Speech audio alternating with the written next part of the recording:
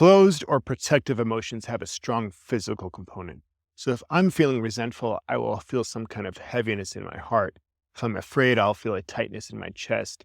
I might feel some sort of heaviness or tightness in my stomach.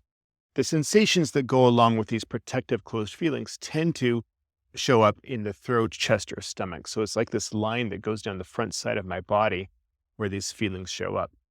It's really powerful me. One thing I can do that's really powerful is to look for the physical component of my protective emotions, because my body uses physical pain and discomfort as a warning sign to me. Just like if I touched a hot stove, I would immediately experience physical discomfort that says, take your hand off the stove.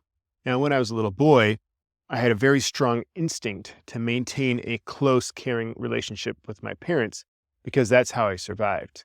And so my body used physical discomfort to warn me when my relationship with one of my parents was endangered. So if my mom was mad at me or my dad was mad at me, or if they were neglecting me in some way, I would feel this physical discomfort that said, take care of your survival relationship because you might die if you don't. Now, fast forward into adulthood, I don't depend on my wife for survival, but my body still has this instinct and it says, if this relationship is in danger, if my wife is upset at me or is neglecting me in some way, my body still says my survival's in danger. And so I feel this intense physical discomfort. For me, it's usually in my chest.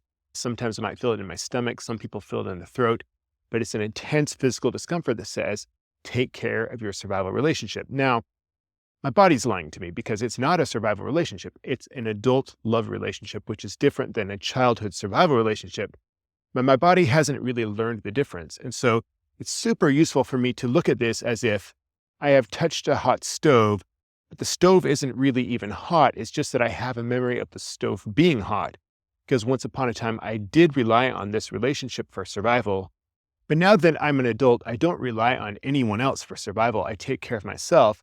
So I need to take that into account when I pay attention to what my body is telling me and what that actually means as opposed to what it feels like.